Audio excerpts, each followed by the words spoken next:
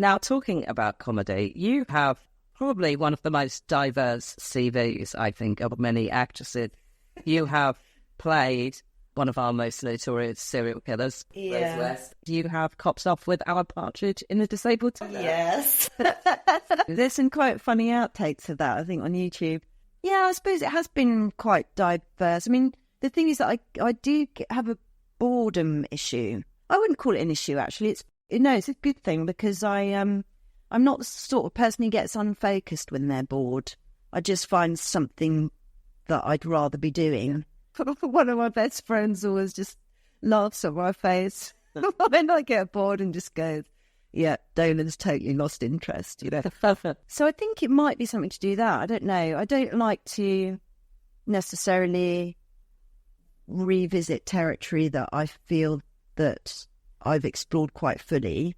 I think that what I've got quite interested in lately is playing characters that are quite good, and I've realised that people like that are interesting, that they're very interesting people. I played a character called Tess Wall in Casual Vacancy, which Sarah Phelps adapted from the J.K. Rowling novel, and she was that was a really good person. So when I read it first, I thought, where's the adventure? But actually, when you trace the journey and you see what she's trying to do and you see what the world's doing, there's an awful lot going on.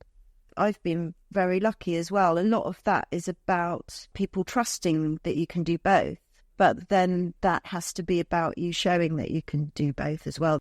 Unfortunately, they're probably not going to let you do both without seeing you do it at some point. The thing with Mid Morning Matters is I was in one of the series.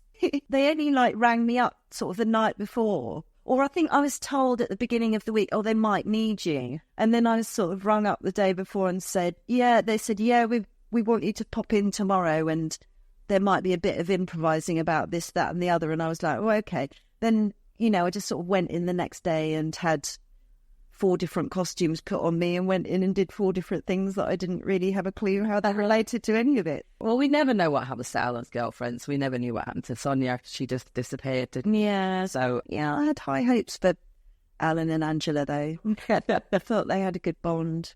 I bet that's a lot of fun. Yeah, the film was really, really good. The thing, it's good fun to make, but the thing is that you don't, because you're going into it and you don't know. I didn't know what the process was at all. I'd be really, really learning my lines, and other people who'd worked with him a lot would be not really learning them so much. And I was thinking, why aren't they doing that? And then everything just changes when you're in there, when you're on there.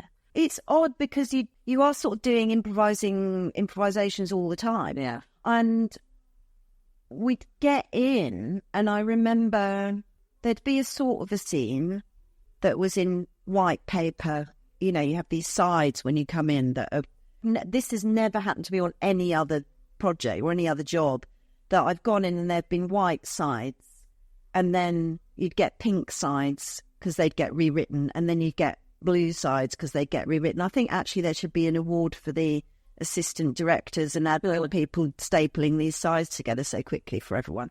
Yeah, you get your sides, which are what you're supposed to say on the day, and yes, we get rewrites of sides throughout the day, that's never happened to me. But I remember being in makeup and people working on the white sides and then just doing an improvisation from their makeup chairs, and then after that there'd be these pink sides come in.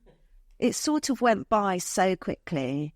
I sort of wish I'd had more time to savour it, because every day was a little bit of a shock, just because I didn't know what the process was at all. But then, you see like Felicity Montague working with Steve Coogan, and it's just really wonderful to watch. They just take off completely.